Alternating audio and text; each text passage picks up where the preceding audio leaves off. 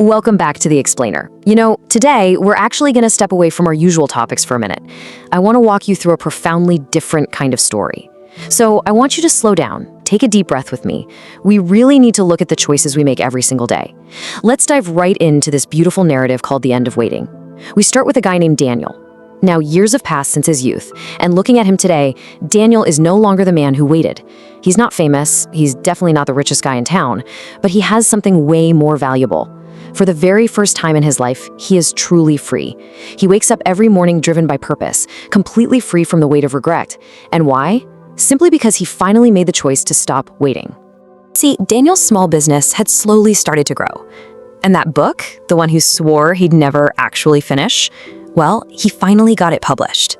Now, it didn't become some massive global bestseller or break any records, but honestly, something way more important happened. He started getting letters from complete strangers, people writing things like, "Your story gave me the courage to quit making excuses. I finally started the business I've been postponing for 8 years." Reading those words, it really hit him. Success isn't just about the money sitting in a bank account. Sometimes the absolute greatest success you can achieve in this life is just helping someone else find the courage to change theirs. So one crisp autumn afternoon, Daniel heads back to this old park from his youth.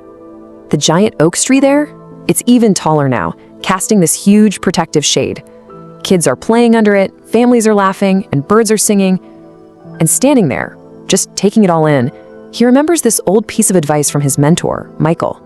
He used to say, "The best time to plant a tree was 20 years ago. The second best time is today." When Daniel first heard that, it just sounded like, simple, folksy wisdom.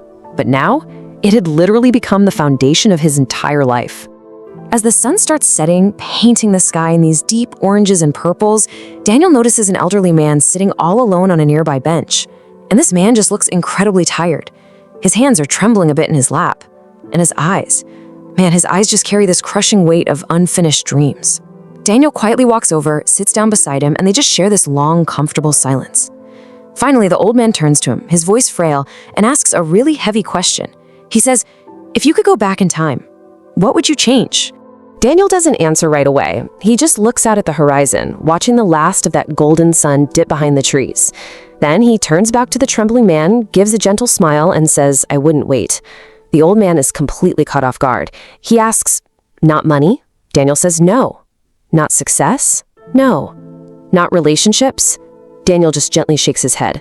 If he could change one single thing about his entire past, he would just stop waiting. You might be wondering, why wouldn't he change his failures? Well, because waiting actually steals way more from your life than failure ever could. Think about it. Failure teaches us, right? It gives us vital experience.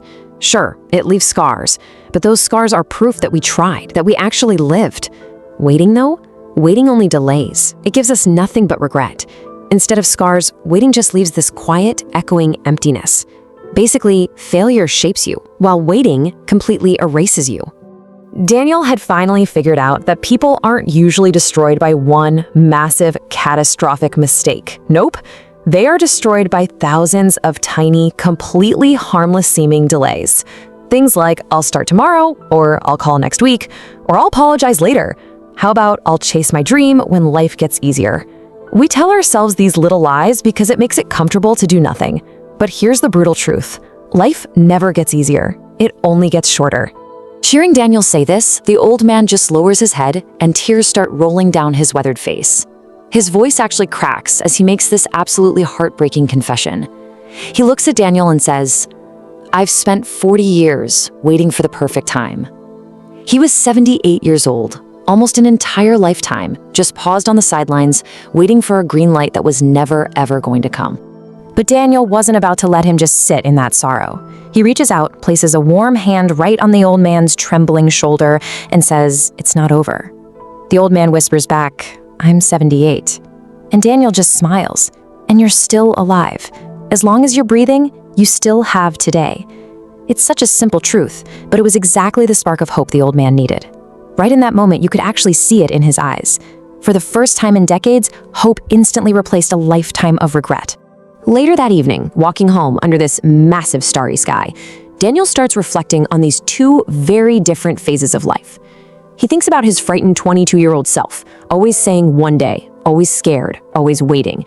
And then he thinks of the 78-year-old man weeping over lost time. It hits him that the only point on this entire timeline that actually exists, the only moment that actually matters, is today.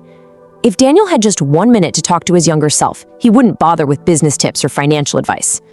He would look his younger self dead in the eye and say just one sentence: start before you feel ready. We do this all the time, right? We trap ourselves thinking we need total confidence before we can make a move. But honestly, confidence doesn't come before action. It comes after. Confidence is the reward you get for actually taking the step. Literally, no one feels completely ready when they start something meaningful. All those people we admire, they were terrified too. They just refused to let fear make their decisions for them. So this brings me directly to you. I really want you to think about this right now. How many dreams are sitting quietly inside your own mind just waiting? How many books are unwritten in your head? How many brilliant businesses are unopened? How many difficult but totally necessary phone calls haven't been made? How many beautiful memories have you missed out on simply because you're sitting around waiting for the perfect moment? We wait because we fall for an illusion. We get completely seduced by a single word: tomorrow. It is without a doubt the most dangerous word in the world. We treat tomorrow like this magical place where we're suddenly going to have more time, way more energy, and zero fear. But it's a trap. Tomorrow is a thief, and it has stolen far more dreams than yesterday ever could. Fast forward exactly 1 year after that encounter in the park. Daniel is standing in front of a classroom full of young adults. He walks right up to the chalkboard and carefully writes one sentence: your future is created by what you do today, not by what you plan to do tomorrow. He turns back to face the students, and I mean, the room goes completely, utterly silent. Nobody says a word, they just stare at the board. Some have this knowing smile, others look down at their desks, and a few are actually wiping away tears. Because deep down, every single person in that room knew exactly what they had been postponing. Look, if there is just one thing you take away from this explainer today, let it be this: shatter the myth of the perfect moment. Life is never going to send you an email saying, hey, conditions are perfect now, you have the green light, go ahead and begin. That is a total fantasy. The perfect moment is a myth. The only perfect decision you can make is just to begin. Even if you're terrified, even if you're wildly uncertain about how it'll turn out, even if that first step is laughably small, because taking one small, terrifying, uncertain step today is infinitely better than 1,000 perfect plans saved for tomorrow. Before we wrap up, I want to leave you with a direct challenge. What is the one thing you've been waiting to start? I want you to identify it right now in your mind. You got it? Okay, hold it there. Now make a choice. Stop waiting for Monday. Stop waiting for the first of next month. Stop waiting for next year. Choose to start today. Because, very soon, today is going to become the past. And when you look back on it, you're either going to remember it as just another day you kept waiting, or you're going to remember it as the exact day your new life finally began. The choice is entirely yours. If this story inspired you to take that step today, please subscribe to Tales with Wisdom. One story, one lesson, and one decision really can change your life forever.